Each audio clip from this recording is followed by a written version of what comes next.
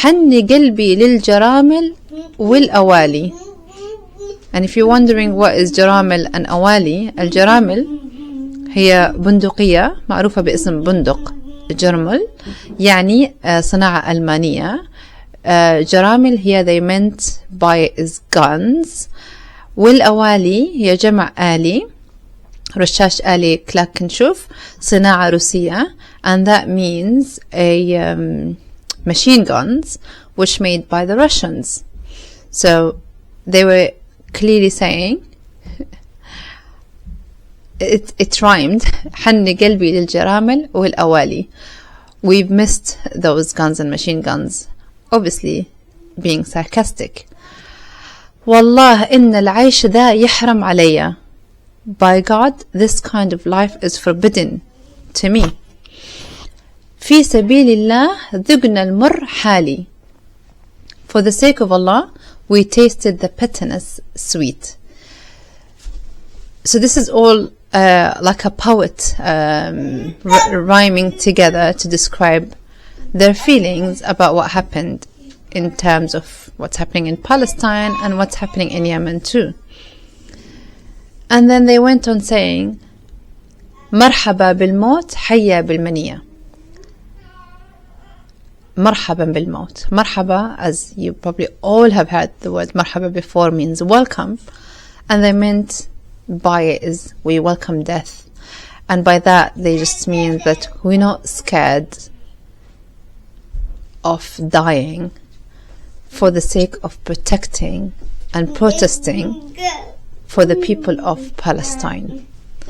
So today the message was very clear from the Yemenis that they will stand and support Palestine no matter what it takes. And to be honest, I just thought that was very beautiful, very like that just sense of feeling of, you know what, you're not scaring us. And if you think about it, any other country that would have been attacked the night before, you would think, I'll stay at home and I will hide and I won't come out. Someone is asking here, can someone explain religion in Palestine? Are they Christian? Like 90% Christian. Okay, in Palestine, you might have seen the news. Now there are a lot of people understanding that there is Muslims, there are Christian, and there are Jews as well.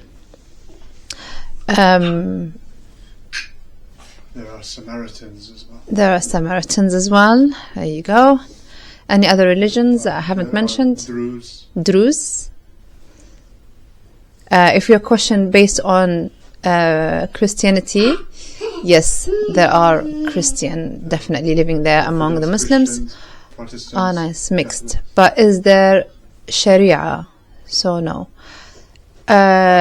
If you're asking about how they run their government by the Sharia law, I don't know. What's your answer for that? Look, Hamas are in control of Gaza to an extent, and they are Muslim Brotherhood political Islam, similar to the Turkish government, similar to the Qatari government.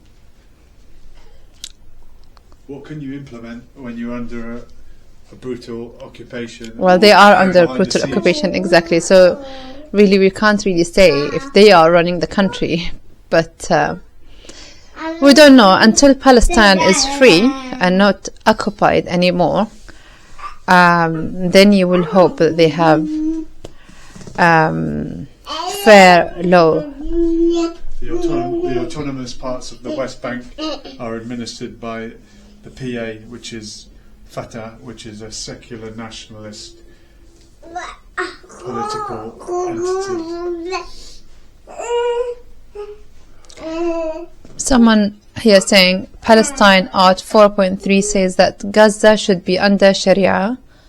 Hope freedom. Okay, understand. I've shared my basic understanding and my knowledge based on what's happening, but just for you to know, even if you go back in history, you will always find that there are Muslims and Christian living together. Even in Arab countries, like, some people don't even know that there are Jewish community in Yemen, and there are Christian community in Iraq, and they've always lived together. Me as a Muslim, I have Christian friends, and I have, like, this is the norm that we've had, and it's not something new. But I think for what's happening in Gaza right now, people might have been assuming that these are the Muslims that are being attacked, but you must have heard by now that there were also the third oldest church in the world got destroyed. There's a church that was got destroyed, and it was the third oldest church in the world, basically. All the website says 95% Sunni extremist, non-Palestinian.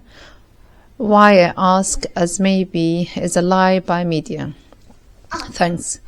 You're most welcome, and thanks for your polite way of asking and answering. You're most welcome. So I tried to join in today as a Yemeni myself, from just showing the feeling of how Yemen are feeling towards what's happening in Palestine.